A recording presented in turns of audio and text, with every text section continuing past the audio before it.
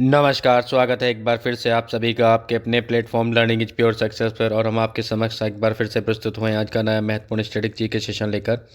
आज के सेशन में हम चर्चा करेंगे स्टैटिक जीके के बहुत ही महत्वपूर्ण प्रश्नों के बारे में जो आपकी परीक्षा में हमेशा बने रहते हैं। आप सभी से निवेदन है कि आप सभी लोग अधिक से अधिक संख्या में क्लास के साथ जुड़ जाइए, क्लास को लाइक और शेयर कीजिए। तो चलिए प्रारंभ करते हैं आज के मोटिवेशन कोड के साथ आज का अपना महत्वपूर्ण सेशन। आज का हमारा मोटिवेशन कोड है, मन में विश्वास रखकर कोई हार नहीं सकता और मन में शंका रखकर कोई जीत नहीं सकता। मन में विश्वास रखकर कोई हार नहीं सकता और मन में शंका रखकर कोई जीत नहीं सकता।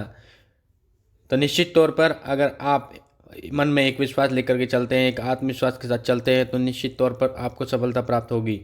और अगर आप मन में कोई शंका रखते हैं तो जान लीजिएगा कि शंकाग्रस्त आदमी कभी जीत नहीं सकता। तो आप अपने मन में एक दृढ़ निश्चय, दृढ़ विश्वास लेकर चलें और अपनी तैयारी को जो है निरंतर करते रहें। आप निश्चित तौर पर सफल होंगे। चलिए प्रारंभ करते हैं आज का अपना महत्वपूर्ण सेशन। आज का हमारा पहला महत्वपूर्ण प्रश्न है, ओणम किस राज्य का प्रसिद्ध त्यौहार है? ओणम किस राज्य का प्रसिद्ध त्यौहार है? वेरी इंपॉर्टेंट क्वेश्चन है, ये अधिकतर परीक्षाओं में बना रहता है। तो ये केरल राज्य का आपका प्रसिद्ध त्यौहार है। नेक्स्ट प्रश्न है, विश्व रेड क्रॉस दिवस किस तारीख को मनाया जाता है? विश्व रेड क्रॉस दिवस किस तारीख को मनाया जाता है? तो ये आपका 8 मई को मनाया जाता है। नेक्स्ट प्रश्न है, रामकृष्ण मिशन की स्थापना किसने की थी? रामकृष्ण मिशन की स्थापना किसने की थी? तो ये स्वामी विवेकानंद ने की थी। नेक्स्ट प्रश्न है, लौह पुरुष किस महापुरुष को कहा जाता है? लौह पुरुष किस महापुरुष को कहा जाता है? तो ये सरदार वल्लभ भाई पटेल को कहा जाता है। अगला प्रश्न है, महाभारत के रचयिता कौन है? तो ये महर्षि वेद व्यास हैं। कौन है? महर्षि वेद व्यास हैं। चलिए एक बार फिर से रिवाइज हो जाए। बड़े ही महत्वपूर्ण प्रश्न हैं, क्लास को लाइक और शेयर जरूर कीजिएगा। देखिए पहला प्रश्न है, ओणम किस राज्य का प्रसिद्ध त्यौहार है? तो ये केरल राज्य का प्रसिद्ध त्यौहार है। अगला प्रश्न है, विश्व रेड क्रॉस दिवस इंपॉर्टेंट है, परीक्षा में आता है, तो ये किस तारीख को मनाया जाता है? ये आपका 8 मई को मनाया जाता है। नेक्स्ट है हमारा, रामकृष्ण मिशन की स्थापना किसने की थी? तो स्वामी विवेकानंद ने की थी। नेक्स्ट है आपका, लौह पुरुष के नाम से किस महापुरुष को जाना जाता है? तो ये सरदार वल्लभ भाई पटेल को जाना जाता है।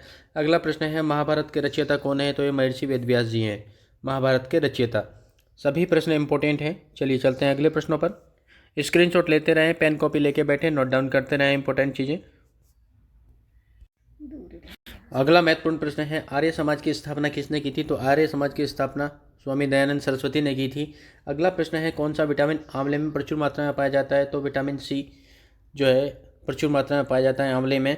और खट्टे फलों में प्रश्न आता है, खट्टे फलों में कौन सा विटामिन होता है? विटामिन सी ही होता है। और विटामिन सी से कौन सा रोग होता है? तो स्कर्वी रोग होता है, ये भी आप ध्यान रखिएगा, इससे स्कर्वी रोग होता है, ये भी परीक्षा में आपके प्रश्न बना रहता है।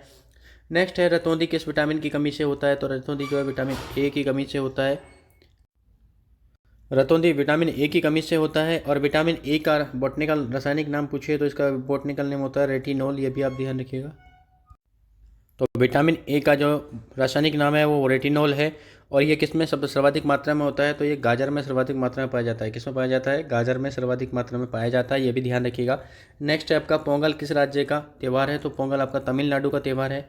अगला है, गिद्धा और भांगड़ा। गिद्धा और भांगड़ा किस राज्य के लोक नृत्य हैं? तो ये पंजाब राज्य के लोक नृत्य हैं। Very important. चलिए एक बार फिर से रिवाइज हो जाए, एक बार फिर से रिवाइज करते हैं। आर्य समाज की स्थापना किसने की थी? स्वामी दयानंद सरस्वती ने की थी। स्वामी दयानंद सरस्वती ने की थी। अगला प्रश्न है, कौन सा विटामिन आंवले में प्रचुर मात्रा में पाया जाता है? तो विटामिन सी पाया जाता है और इसका रासायनिक नाम एस्कॉर्बिक अम्ल होता है। नेक्स्ट है आपका, रतौंधी किस विटामिन की कमी से होती है? तो विटामिन रतौंधी जो है ये आपका विटामिन ए की कमी के कारण होता है और इसका विटामिन ए का बॉटनिकल नेम, रासायनिक नाम जो है रेटिनॉल होता है और गाजर में सर्वाधिक मात्रा में पाया जाता है। अगला है, पोंगल किस राज्य का त्यौहार है? तो पोंगल तमिलनाडु का त्यौहार है। अगला प्रश्न है, गिद्धा और भांगड़ा किस राज्य के लोक नृत्य हैं? तो ये पंजाब राज्य के लोक नृत्य हैं। वेरी इंपॉर्टेंट प्रश्न हैं सारे ही। चलिए चलते हैं अगले प्रश्नों पर। अगला महत्वपूर्ण प्रश्न है, ब्रह्मा समाज की स्थापना किसके द्वारा की गई है? तो ब्रह्मा समाज की स्थापना जो है राजा राममोहन द्वारा की गई थी। राजा राममोहन राय द्वारा की गई थी। अगला प्रश्न है, भारत का राष्ट्रीय जलीय जीव कौन सा है? तो ये आपका गंगा डॉल्फिन है। गंगा डॉल्फिन को भारत का राष्ट्रीय जलीय जीव कहा जाता है। अगला प्रश्न है, भारत के राष्ट्रीय झंडे की लंबाई और चौड़ाई का अनुपात कितना है? तो ये 3:2 होता है। भारत के राष्ट्रीय झंडे की लंबाई और चौड़ाई का अनुपात 3:2 है। 3:2 है। नेक्स्ट प्रश्न है, महात्मा गांधी को राष्ट्रपिता सबसे पहले किसने कहा था? तो ये नेताजी सुभाष चंद्र बोस ने कहा था। अगला प्रश्न है, अंतर्राष्ट्रीय महिला दिवस किस तिथि को मनाया जाता है? तो ये 8 मार्च को मनाया जाता है। नेक्स्ट प्रश्न है, पेस मेकर का संबंध शरीर के किस अंग से है? तो ये हृदय से होता है। पेस मेकर का संबंध जो है किससे होता है शरीर के अंग से? तो ये हृदय से होता है। चलिए एक बार फिर से रिवाइज करते हैं। ब्रह्मा समाज की स्थापना किसके द्वारा की गई है? तो ये राजा राम मोहन राय द्वारा की गई है। नेक्स्ट है भारत का राष्ट्रीय जलीय जीव कौन सा है? तो ये गंगा डॉल्फिन है। नेक्स्ट है भारत के राष्ट्रीय झंडे की लंबाई और चौड़ाई का अनुपात कितना होता है? तो ये 3:2 होता है। नेक्स्ट है आपका महात्मा गांधी को राष्ट्रपिता सबसे पहले किसने कहा था? महात्मा गांधी को राष्ट्रपिता सबसे पहले किसने कहा था? तो ये नेताजी सुभाष चंद्र बोस ने कहा था। अगला प्रश्न है अंतर्राष्ट्रीय महिला दिवस किस तिथि को मनाया जाता है? तो ये 8 मार्च को मनाया जाता है। नेक्स्ट है आपका पेसमेकर का संबंध शरीर के किस अंग से होता है? तो ये हृदय से होता है। वेरी इंपॉर्टेंट है। चलिए चलते हैं अगले प्रश्नों पर। अगला महत्वपूर्ण प्रश्न है रेडियो एक्टिवता की खोज किसने की थी? रेडियो एक्टिवता की खोज किसने की थी? तो हेनरी बेकरेल ने की थी। नेक्स्ट है कार्बन का सर्वाधिक शुद्ध रूप कौन सा होता है? तो कार्बन का शुद्ध रूप होता है हीरा। अगला प्रश्न है किस धातु का प्रयोग मानव द्वारा सबसे पहले किया गया था? तो ये तांबा का प्रयोग किया गया था। नेक्स्ट प्रश्न है भारत में पहली रेल कहाँ से कहाँ तक चली थी? तो ये आपका बम्बई यानी कि जो वर्तमान में मुंबई बोला जाता है, मुंबई, तो यहाँ से जो है थाने तक चली थी 1853 में। भारत में रेल का आरंभ किस सन में हुआ था? तो 1853 में हुआ था। नेक्स्ट है मानव शरीर की किस ग्रंथि को मास्टर ग्रंथि कहा जाता है? तो पीयूष ग्रंथि को कहा जाता है। वेरी इंपॉर्टेंट प्रश्न है, एक बार फिर से रिवाइज हो जाए। रेडियो एक्टिवता की खोज किसने की थी? तो हेनरी बेकरेल ने की थी। अगला प्रश्न है कार्बन का सर्वाधिक शुद्ध रूप होता है? तो ये होता है आपका हीरा। नेक्स्ट है किस धातु का प्रयोग किस धातु का प्रयोग मानव द्वारा सबसे पहले किया गया था? तो तांबे का किया गया था। अगला प्रश्न है भारत में पहली रेल कहाँ से कहाँ तक चली थी? तो बम्बई, वर्तमान में इसको मुंबई कहा जाता है, बम्बई से थाने तक चली थी। अगला प्रश्न है भारत में रेल का आरंभ किस सन में हुआ था? 1853 में हुआ था। अगला प्रश्न है मानव शरीर की किस ग्रंथि को मास्टर ग्रंथि कहा जाता है? तो पीयूष ग्रंथि को कहा जाता है। तो सभी प्रश्न इंपोर्टेंट हैं। चलिए चलते हैं अगले प्रश्नों पर। अगला महत्वपूर्ण प्रश्न है संयुक्त राष्ट्र संघ की स्थापना कब हुई थी? संयुक्त राष्ट्र संघ की स्थापना कब हुई? तो 24 अक्टूबर 1945 को संयुक्त राष्ट्र संघ की स्थापना हुई थी। अगला प्रश्न है संयुक्त राष्ट्र संघ का मुख्यालय कहाँ पे है? तो संयुक्त राष्ट्र संघ का मुख्यालय न्यूयॉर्क में है। अगला प्रश्न है संयुक्त राष्ट्र संघ के पहले महासचिव कौन थे? तो ये त्रिगवैली थे। कौन थे? त्रिगवैली थे। अगला प्रश्न है अंतर्राष्ट्रीय न्यायालय कहाँ स्थित है? तो दायेग हॉलैंड में स्थित है। अगला प्रश्न है हिंदी दिवस कब मनाया जाता है? तो 14 सितंबर को मनाया जाता है। नेक्स्ट प्रश्न है अंतर्राष्ट्रीय मानवाधिकार दिवस कब मनाया जाता है? तो ये 10 दिसंबर को मनाया जाता है। सारे ही प्रश्न इंपॉर्टेंट हैं। चलिए एक बार फिर से रिवाइज कर दें। संयुक्त राष्ट्र संघ की स्थापना कब हुई थी? तो 24 अक्टूबर 1945 को हुई थी। तो संयुक्त राष्ट्र संघ की स्थापना 24 अक्टूबर 1945 को हुई थी आपका। नेक्स्ट है संयुक्त राष्ट्र संघ का मुख्यालय कहाँ है? तो न्यूयॉर्क में है। संयुक्त राष्ट्र संघ के पहले महासचिव कौन थे? तो ये त्रिगवैली थे। नेक्स्ट प्रश्न है अंतर्राष्ट्रीय न्यायालय कहाँ पर स्थित है? तो ये द हेग हॉलैंड में स्थित है। नेक्स्ट प्रश्न है हिंदी दिवस कब मनाया जाता है? तो ये आपका 14 सितंबर को मनाया जाता है। और अंतर्राष्ट्रीय हिंदी दिवस पूछा जाए तो 10 जनवरी को मनाया जाता है। नेक्स्ट प्रश्न है अंतर्राष्ट्रीय मानवाधिकार दिवस कब मनाया जाता है? तो 10 दिसंबर को मनाया जाता है। वेरी इंपॉर्टेंट प्रश्न है सारे ही। चलिए चलते हैं अगले प्रश्नों पर। अगला महत्वपूर्ण प्रश्न है काजीरंगा राष्ट्रीय अभ्यारण्य किस राज्य में है? काजीरंगा राष्ट्रीय अभ्यारण्य किस राज्य में है? तो ये असम में है। और मानस पूछा जाए, मानस भी यहीं पे, ध्यान रखिएगा, मानस भी पूछा जाता है आपसे।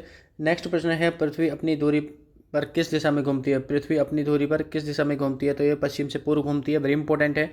नेक्स्ट है कौन सी धातु बिजली की सबसे अधिक सुचालक है? तो ये चांदी होती है, सिल्वर। नेक्स्ट है हिंदी भाषा की लिपि कौन सी है? तो ये देवनागरी होती है जी। संस्कृत की भी देवनागरी होती है, बिल्कुल। नेक्स्ट है हिंदी भाषा का पहला समाचार पत्र कौन सा था? तो ये उद्दंड मार्तंड था। Very important. नेक्स्ट है तुलसीदास कृत रामचरितमानस हिंदी भाषा की किस बोली में लिखी गई है? तो ये अवधी भाषा में लिखी गई है। वेरी इंपॉर्टेंट प्रश्न है, प्रश्न आता रहता है आपकी परीक्षा में। चलिए एक बार फिर से रिवाइज हो जाए। काजीरंगा राष्ट्रीय अभ्यारण्य किस राज्य में है? तो ये आसाम में है। नेक्स्ट है पृथ्वी अपनी दूरी पर किस दिशा में घूमती है? पश्चिम से पूर्व घूमती है। नेक्स्ट है कौन सी धातु बिजली की सबसे अच्छी सुचालक होती है? तो ये चांदी होती है।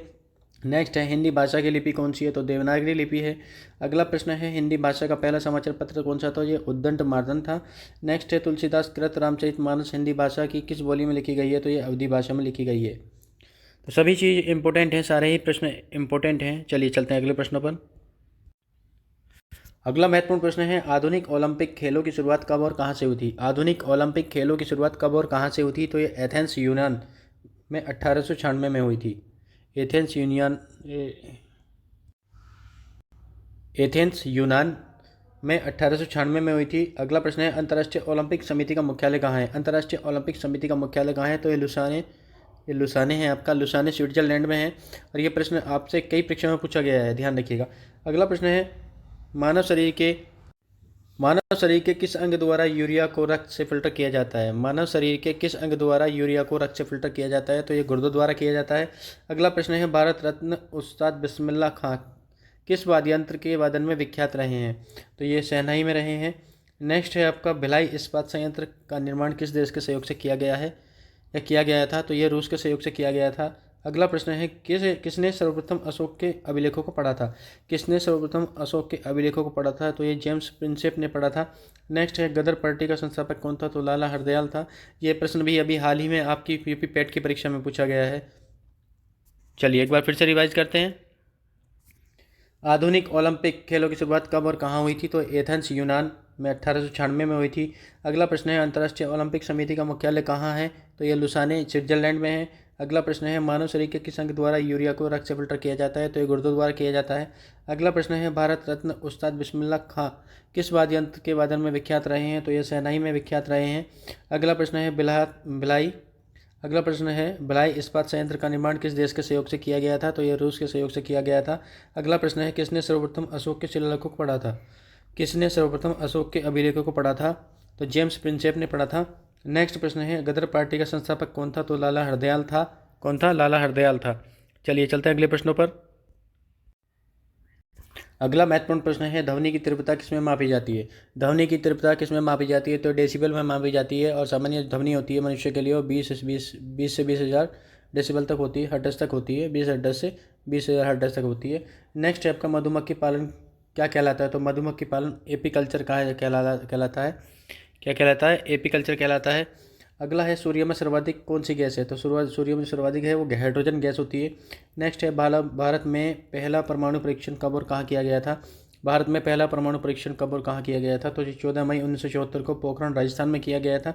अगला प्रश्न है वह एकमात्र ग्रह कौन सा है जो अपनी धुरी पर पूर्व से पश्चिम दिशा में घूमता है? तो ये शुक्र है। कौन सा है? शुक्र है।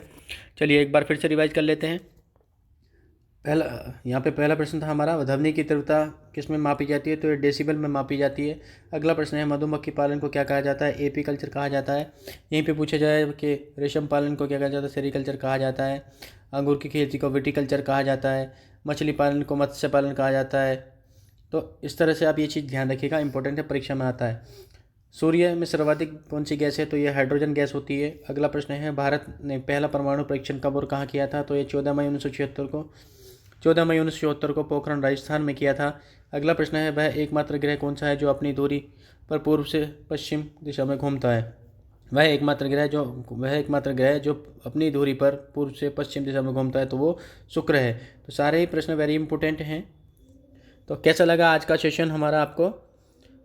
क्लास को लाइक और शेयर जरूर कीजिएगा और कमेंट बॉक्स में बताइएगा कि आज का सेशन कैसा लगा। चलिए मिलते हैं जल्दी ही आपसे अगली क्लास में, तब तक के लिए जय हिंद, वंदे मातरम।